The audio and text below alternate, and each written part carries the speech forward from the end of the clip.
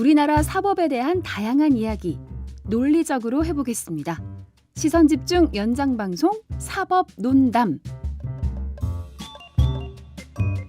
네, 사법논담 박지훈 변호사 모셨고요. 네, 안녕하세요. 박준입니다. 천하람 변호사 모셨습니다. 어서 오세요. 예, 순천의 천하람입니다. 네. 자, 오늘도 사법 이야기를 하기 전에 잠깐 정치 얘기 좀 하고 넘어가죠.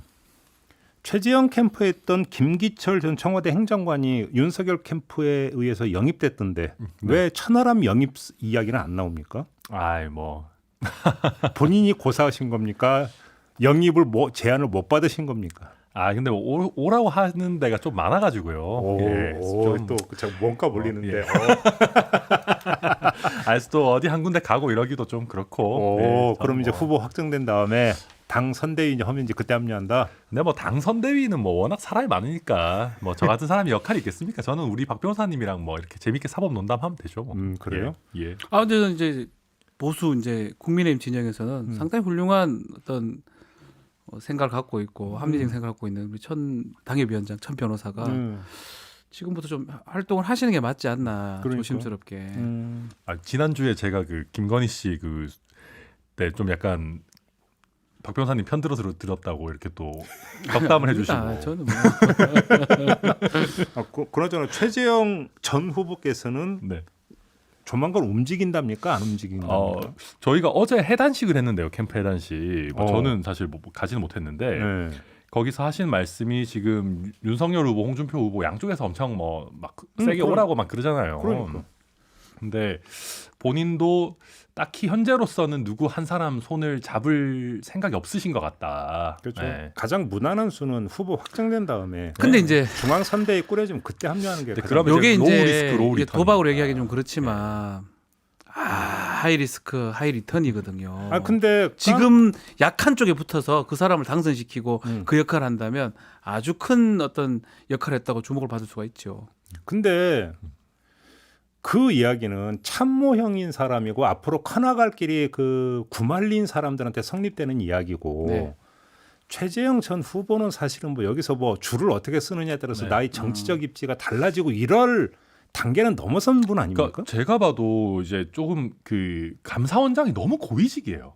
그러니까 뭘 하기가 쉽지가 않으셔가지고 네. 이게 감사원장이 보통들 보면 지난번에 윤희숙 의원이랑 최재형 후보가 만났을 때 윤희숙 의원이 자기가 당선되면 뭐 한참 전이다 진짜 우리나라 정치 금방금방 바뀌네요. 그러고 보니까. 근데 자기가 대통령 잘 지내고 계신가? 저도 잘 모르겠습니다. 근데 자기가 대통령 되면 법무부 장관 시켜드리겠다 뭐 이런 얘기를 했는데 사실 감사원장이 법무부 장관보다 훨씬 높은 사람이에요. 헌법 기관장인데 아마 감사원. 서열상으로는 7, 8위? 네, 한 그 10위권 뭐 이 정도 10위권 아닙니다. 되고 국가의전 서열로 봐서도. 예. 그러다 보니까 워낙 고위직을 하셨던 분이라 사실은 하이리스크 하이리턴을 한다고 해도 뭘 받을 수 있나 이게 좀 애매하기는 합니다. 제가 봐도. 그다음 받을 수 있는 게 뭐 총리 자리밖에. 네, 기껏해야 그 정도 아니면 국회의원 이 하시고 사람 이런 기껏해야 총리라니. 기껏해야는 아니죠. 물론 총리 중요하죠. 그렇죠. 네. 저는 그래도 뭐 이게 우리 천 변호사가 좀 빨리 선택을 하는 것도 그러니까. 뭐 방법이 아닌가. 법무장관 그런 자리는 말씀을 지금 우리 드리고 박변이 예약해놓고 있는데. 제가요? 누가 넘보고 있어? 댓글에 달리잖아.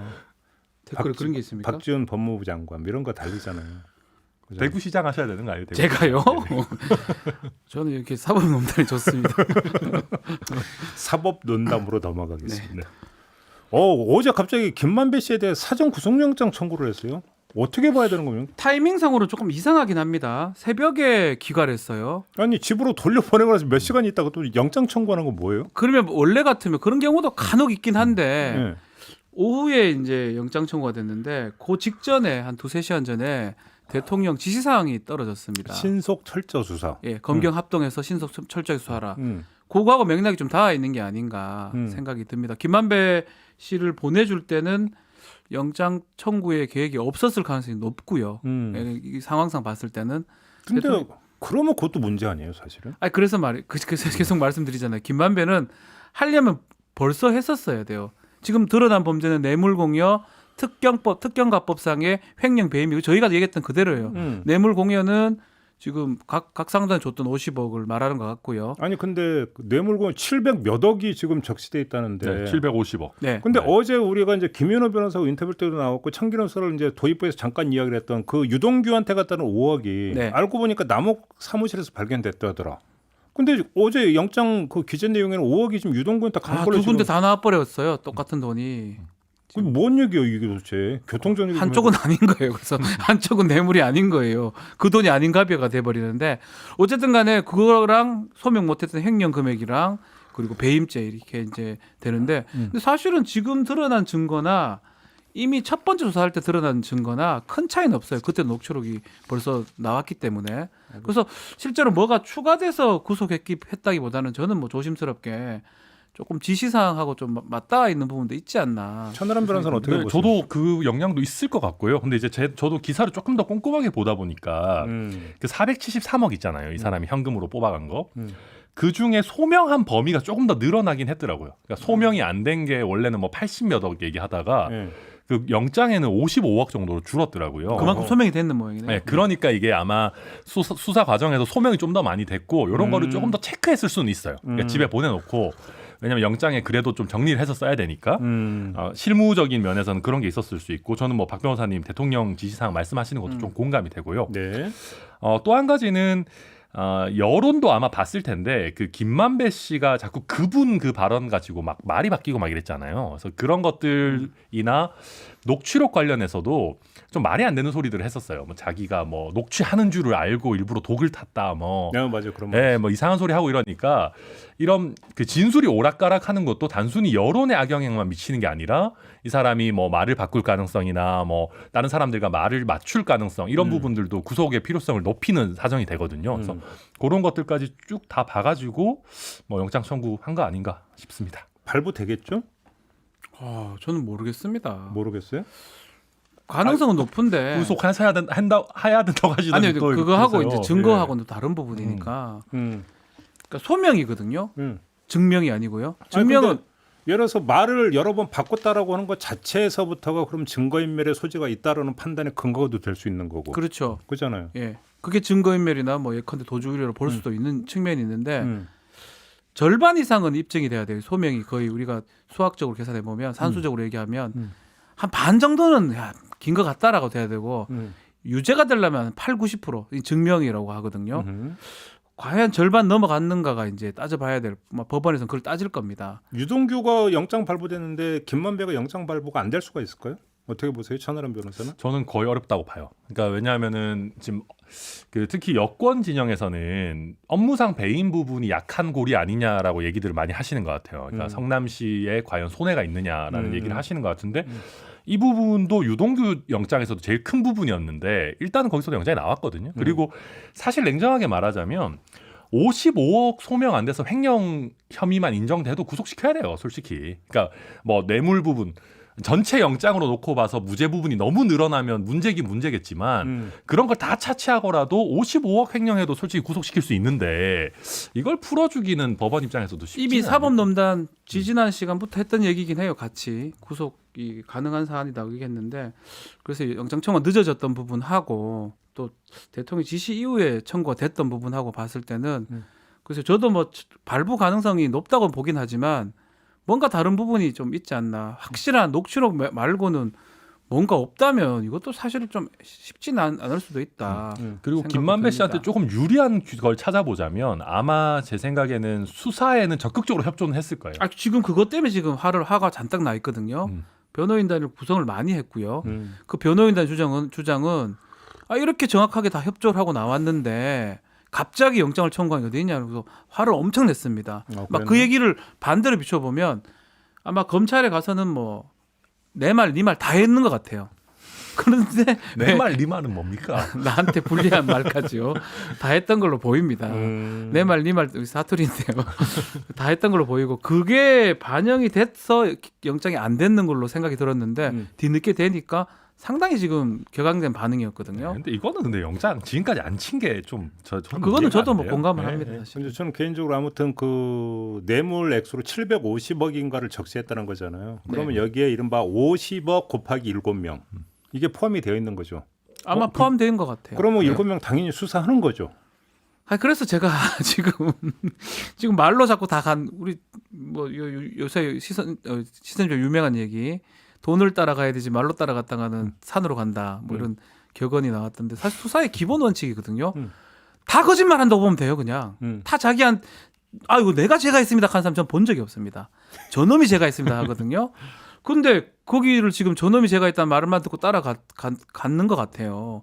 돈을 보고 따라갔으면 이런 일이 안 일어나는데 말을 보고 따라갔으면 증거 좀 없을 가능성도 근데 있지 저는 않나. 어제 그 구속영장 청구는 뭐 750억 뇌물 뭐 그다음에 뭐 배임 얼마 이런 거 보니까 그러니까 쉽게 하면 저는 그걸 보면서 오히려 거꾸로 읽은 게 지금 뭔가 핀셋으로 딱 짚어낸 게 아니다.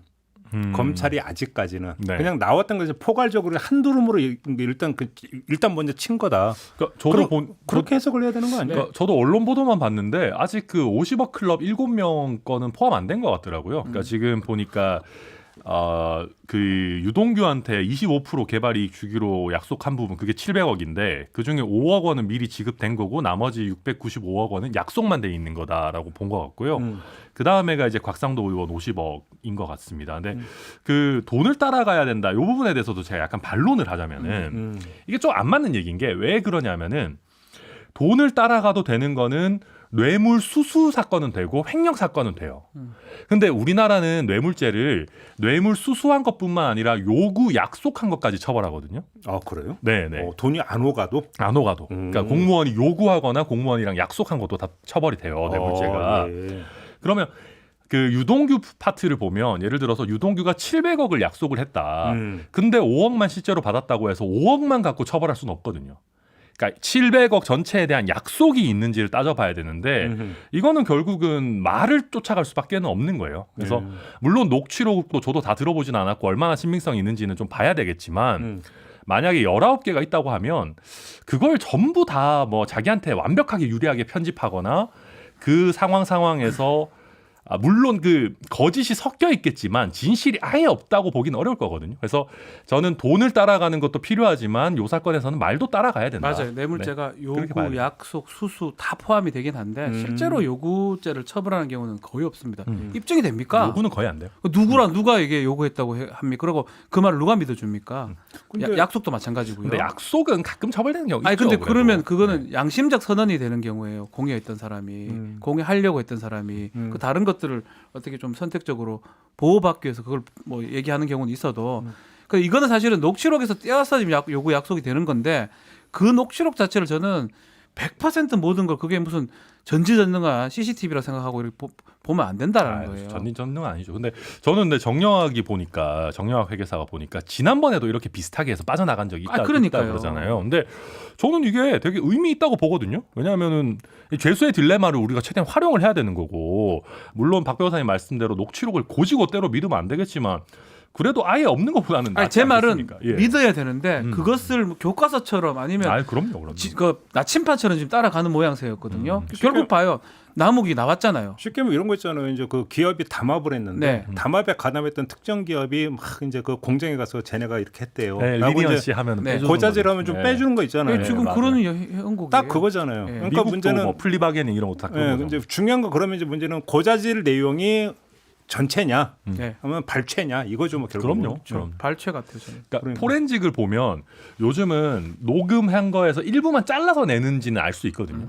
그러니까 파일이 훼손됐는지 뭐 그런 것들은 그건 금방 체크하겠죠. 확인돼요. 네. 그러니까 예를 들어서 이제 뭐 예를 들어서 대화를 했는데 특정 부분을 자꾸 편집했다. 그건 다 그러니까 확인이 되는 걸로 제가 알고 맞아. 있어요. 지난주에도 그 얘기 했던 것 같다. 그러고 보니까. 예. 자 어제 남욱 변호사가 그 등장을 했습니다. JTBC하고 인터뷰를 네. 했는데 어떻게 봐야 됩니까 이거는? 일단 남욱 변호사 등장해서 뭐 하나만한 얘기들 많이 했습니다. 뭐 제가 봤을 때는요. 네.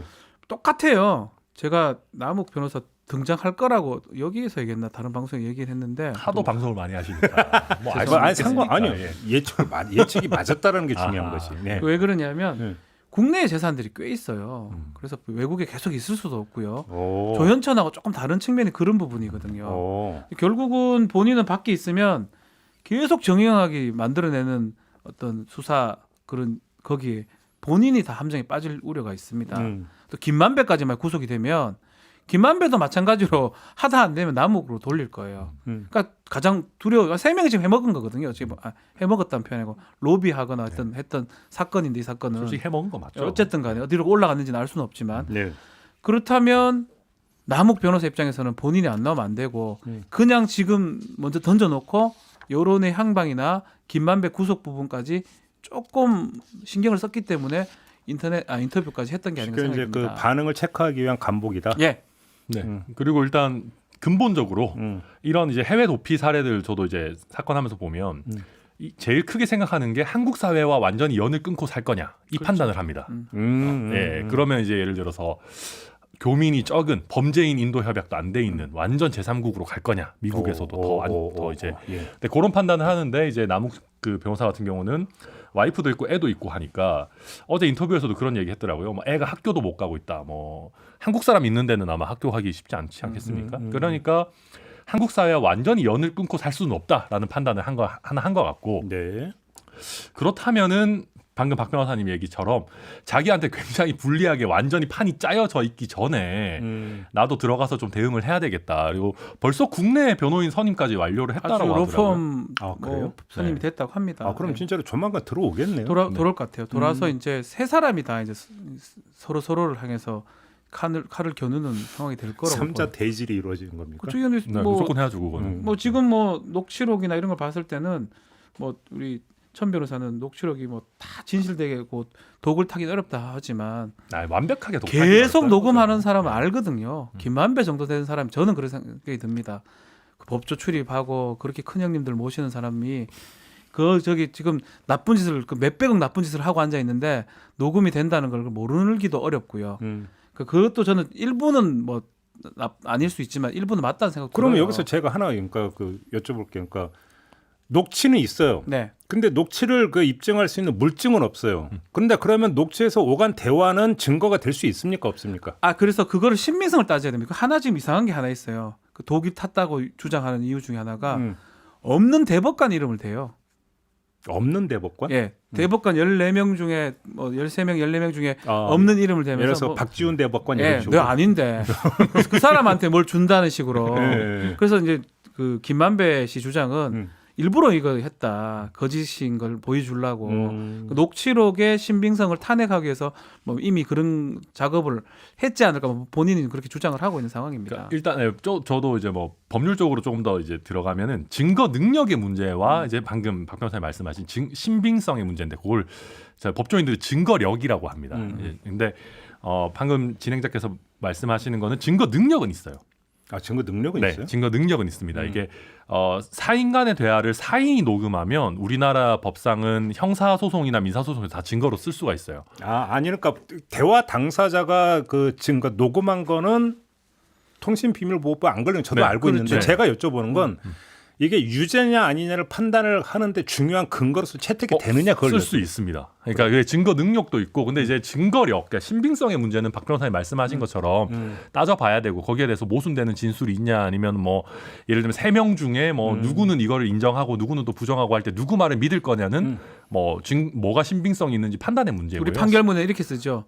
그거는 있지만 믿지 아니한다 이랬어요. 판결문에는. 그러니까 예를 들어서 이런 말이 오간 건 있지만 믿지 아니한다 이렇게 써요. 네. 오케이 알겠습니다. 그리고 기재가 그거를 됩니다. 꼭 뒷받침하는 물증이 있어야만 인정할 수 있는 거는 또 아니에요. 그것도 아니고요. 그렇게 진술이 있고 아주 신빙성이 있다면 믿을만하다라고 또 갈 수도 있는 거예요. 예. 요 관련해서 마지막으로 이 질문만 좀 드려볼게요. 어제가 제가 볼 때는 터닝 포인트였던 것 같은 게 대통령이 신속하고 철저한 수사를 주문을 했고 김호수 검찰총장은 서울중앙지검에 경찰과의 한라인 구축하라고 지시를 했고 김만배 구속영장을 갑자기 때렸고 네. 청구했고 이걸 종합을 하면 이거 빨리 서둘러야 된다라고는 기색이 맞습니다. 완연하게 지금 느껴지지 않습니까? 네. 예. 빨리 해서 빨리 끝내야 된다라고. 또 선거죠. 그러니까. 본선이라는 게 지금 남아 있거든요. 어쨌든 간에 최대한 빨리 수사 결과를 내야 되는 거고요.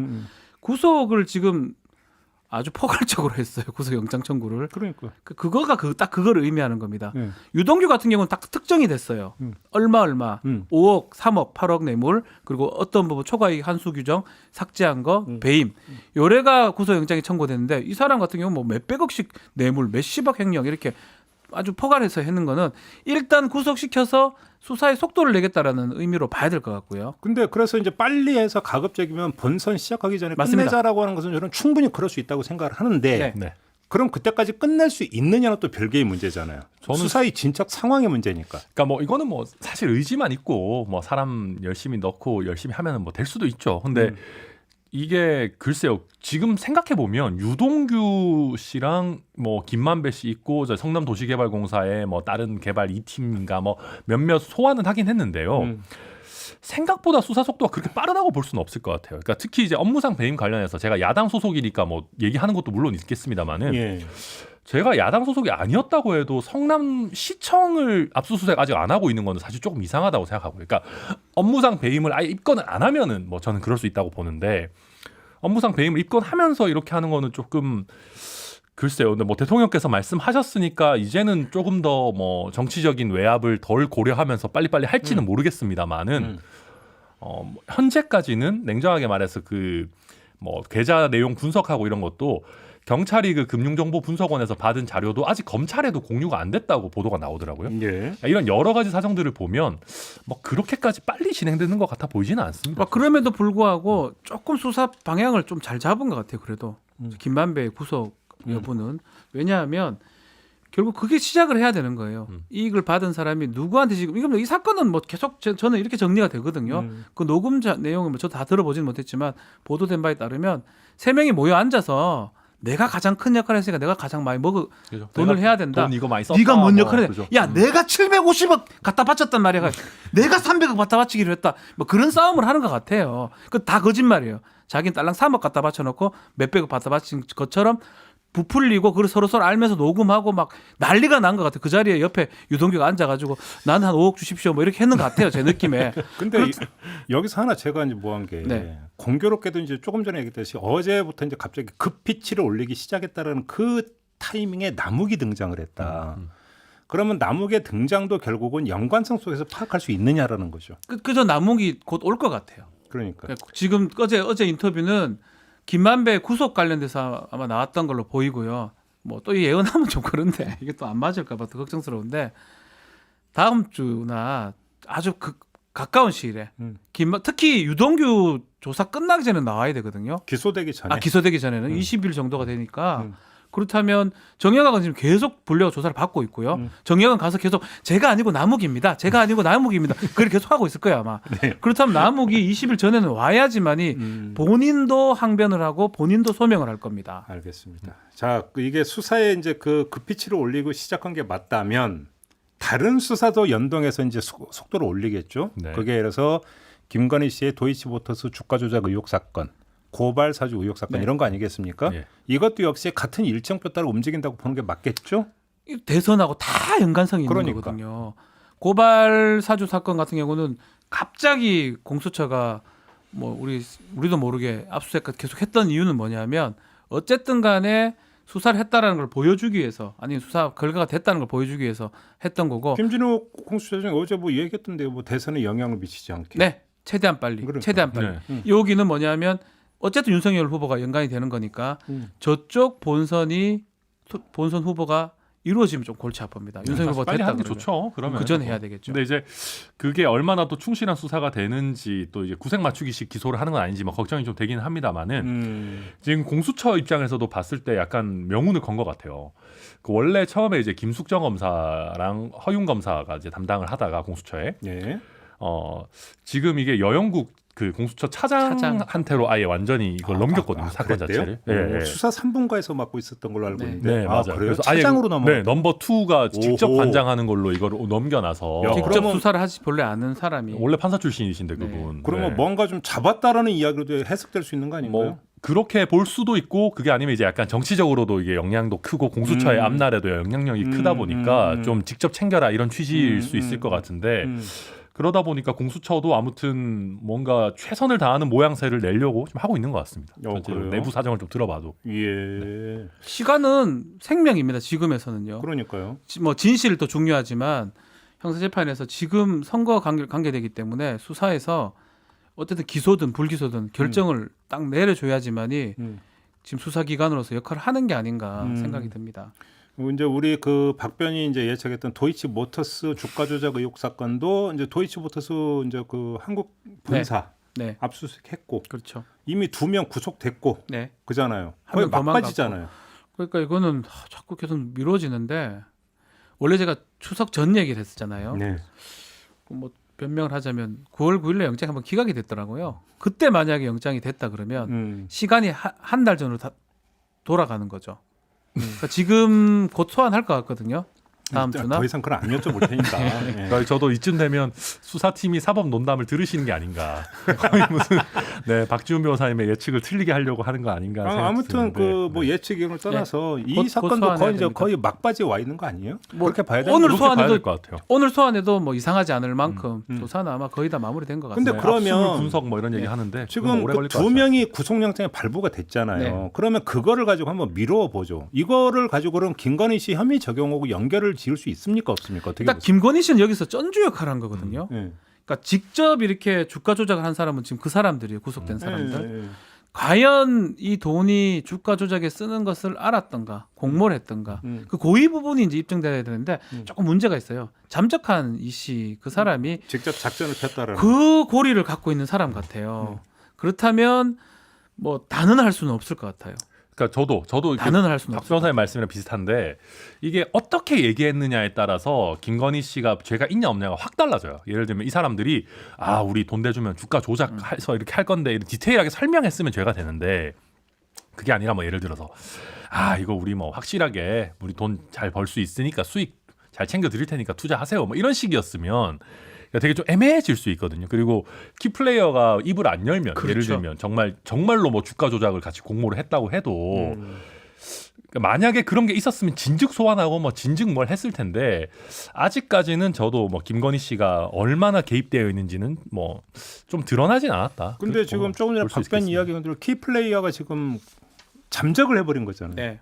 그러면 이 사람을 그 신병을 확보를 못하면 김건희 씨하고 연결짓는 부분에 있어서는 그 한계에 봉착할 거다 이런 말씀이십니까? 그럴 가능성이 있다라는 거죠. 예. 그래요? 추측은 가능한데 그 사람이 와서 결국은 김건희 씨 혐의 입증의 키가 또 그 사람이다. 저는 그렇게 봅니다. 그러니까 그래서 물증은 없어 보여요. 제가 봐도. 그 사람이 예를 그래요? 들어서 네. 그 사람한테 지금 혐의가 가고 있잖아요. 네. 그러면 조사를 받는 과정에서 수사를 하면서 자기 범죄 사실을 확인하고 마지막에 이제 물어볼 거예요. 김건희 씨랑 관련성 부분.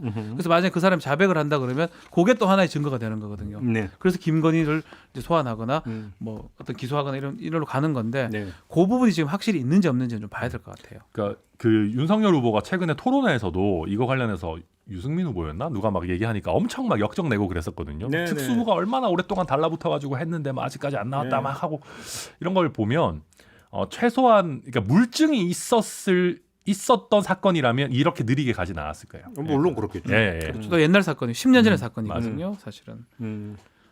알겠습니다. 고발사주 사건도 사실 지금 손준성 검사 소환 조사는 아직 안 돼 있는 상태죠. 지금 언론에 보도가 안 되고 있어요. 그러면 아직 안 했던 것 같아요. 뭐 그러니까. 정점식 의원 압수수색도 했고요. 네. 그 조모 변호사, 그 정점식이 시켜서 했던 조모 변호사도 네. 본인도 조사받고 압수수색된 것 같은데 네. 지금 손준성 요 라인, 김웅 요 라인은 지금 조사가 지금 안 되고 있는 것 소환 같습니다. 조사 왜 이렇게 안 하는지 저도 좀 잘 이해가 안 되더라고요. 사실은 김웅, 손준성은 그러니까. 불렀어도 진작 불러도 되는. 그러니까. 경우인데. 근데 손준성은 저는 좀 얘기 자꾸 하면 그렇지만 조사했을 수도 있지 않나 검사니까 비공개로. 어떤 식으로든지 근데 그럴 가능성도 어차피 있을 것 조사를 해도 같거든요. 모르쇠 아닙니까? 그분은? 그렇겠죠 아마. 근데 더 모른다고 할 수가 있나요? 그러니까 참 이거- 아니래잖아요. 입장문 나왔잖아. 아니래고. 아니 너무 증거가 확실한 저보고 너 박지훈이식 한데 아니에요 이런 거 똑같은 거예요. 제가 무슨 박지훈입니까? 이런 거 똑같은 얘기 같아요. 그래서 기억이 안 저도 납니다라는. 차라리 저도 제가 만약에 수사를 한다면 김웅 의원 먼저 부를 것 같아요. 네. 김웅 의원 먼저 불러서 녹취록 틀어주고 뭐 이러 하지 않냐, 이거 뭐냐, 아마 그런 식으로 수사를 하는 게 더 맞지 않을까. 네. 그래요? 네. 아무튼 근데 지금 조성은 씨하고 김웅 의원이 나눴다라는 그 전화 통화 내용도 이제 복고가 된 거잖아요. 네. 그러면 이 자체는 확실한 물증이 될 수 있는 거죠. 전달 과정에 대해서는. 그거는 이제 확인이 된 거고요. 그렇죠. 다만 이제 우리라는 부분이에요. 네. 우리가 만들 테니까 네. 이 부분이 우리가 검찰이냐, 네. 검찰에서 왔는 거가 맞느냐, 네. 그 부분 아직까지 김웅 의원은 아니라고 하고 있고요. 지금 그 김진호 공수처장이 국회에서 한 얘기가 있네요. 네. 고발 사주 관련해서 핵심 관계인 가운데 저희와 출석 일자, 소환 일정을 협의하면서 10월 안에는 못 나오겠다는 사람이 있다. 뭐 한 명이네요. 김웅 김웅 국정감사요. 의원이겠죠. 네. 예. 국정감사 얘기하면 못 나오네요. 그러니까 네. 10월 안에는 못 나오겠다. 네. 아. 손준성이 건방지게 10월 이런 얘기 못했을 것 같고요. 네. 뭐 이유가 있어야 되니까 10월 달은 국정감사가 있습니다. 그래서 못 온다는 제가 봐도 얘기인 그런 것 같아요. 같습니다. 그래요.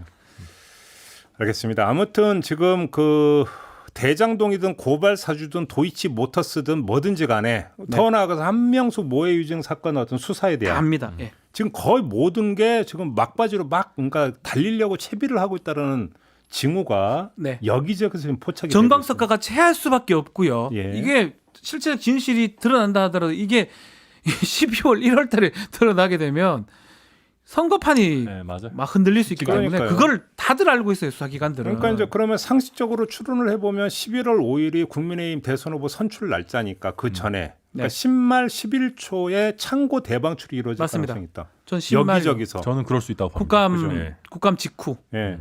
이게 이제 다 나옵니다. 결국은 예. 10말 11초. 어지간하면 그때는 모든 게 정리될 겁니다. 지금 오늘 언급했던 사건들요. 전 대장동 정리가 될 것 같고요. 그리고 고발 사주도 정리가 될 것 같고요. 근데 만약에 그렇다라고 한다면 그게 특정 시점에 몰아서 만약에 발표가 이루어진다면 뭐 민주당이 이미 대선 후보 선출됐을까 그렇다 치더라도 윤석열 후보 입장에서는 이건 상당히 중요한 거죠. 왜냐하면 지금 예를 들어서 이제 국민 여론조사나 그러니까 당원 투표가 언제 이루어지는지 모르겠으나 만약에 시간이 겹쳐버린다면 아주 직접적으로 영향을 미칠 수도 있는 거 아닙니까? 미칠 그게 수 있죠. 긍정적이든 부정적이든.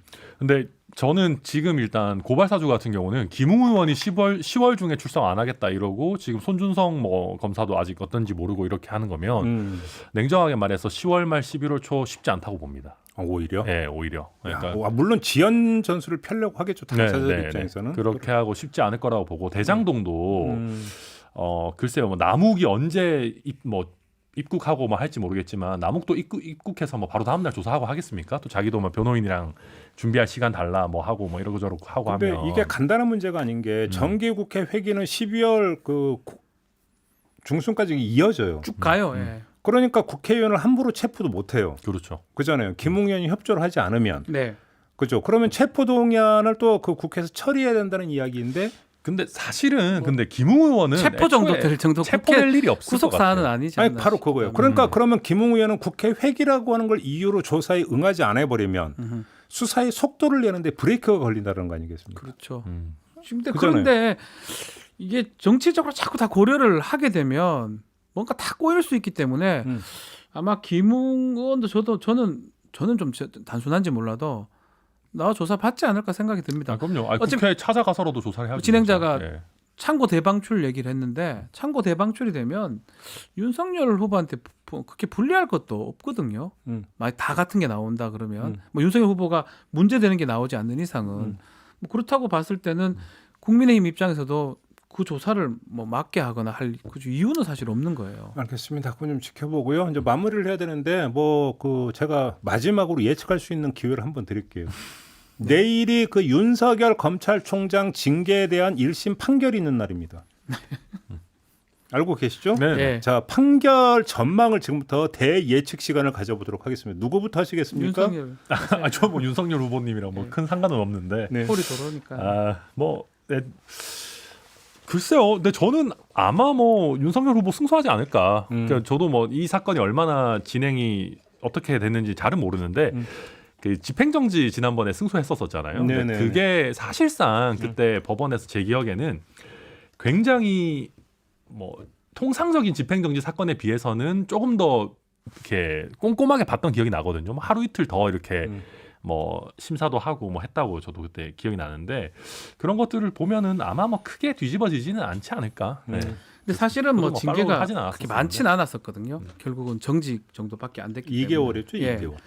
만약에 뭐 파면이나 뭐 아주 큰 징계였다 그러면 천 변호사 같은 뭐 해석이 가능한데 징계의 수위도 따집니다. 재량권 일탈남용이나 이런 거 따지기 때문에 수위로 봤을 때는 저는 승소가 좀 어렵지 않나. 윤석열 승소가 어렵다. 수위가 뭐 높지가 않아요. 정직 뭐 그럼 뭐라고요? 법무부 손 들어줄 거다? 저는 그래 보면 정직 그건 뭐라고요? 집행 정지는 그 파괴력이 큽니다. 일을 네. 못하기 때문에. 그래서 그때는 손을 들어줄 수가 있는데 정직 2월, 1월 이런 거는 뭐 아무것도 아니에요. 다 받고 있어요 공무원들. 뭘 아무것도 안 그래 하니까 크지 그래도. 않다는 거예요. 예. 그래서 법원에서 뭐 전혀 죄가 없고 전혀 문제가 없는 게 아니라면 재량권의 그러니까 범위다고 볼로 가는 거예요. 그러면- 이게 저는 근데 약간 그렇게 생각. 저도 솔직히 이 사건을 팔로우하지는 못했어요. 뭐 아무도 별로 사실 관심이 없었으니까. 근데 역설적으로 만약에 질 위험성이 있었으면 윤석열 후보 캠프에 법조인들 많으니까 취하하라 그랬을 거예요. 그러니까 취하해도 아무도 신경 안 쓰고 옛날에 저도 어떤 방송에서 이건 뭐 하려 유지하냐. 혹시 뭐 예를 들면 1%라도 지면 괜히 그왜 취하라 했을까요? 그러니까요. 나왔는데 그래서 저도 아마도 뭐 그쪽 분들이 그래도 어느 정도 이 사건을 열심히 했다면은 질 확률이 없다고 생각하니까 계속 갔던 게 아닌가. 네, 저는 일단 그런 추측은 됩니다. 저는 질 것 같은데 왜 안 하냐 싶은 생각이 좀 계속 들었었거든요. 당장 내일이에요. 그러니까 수위 조절하셔야 돼요, 두 분. 자신은 없습니다. 그리고 또 뭐야? 그렇게 얘기할래요.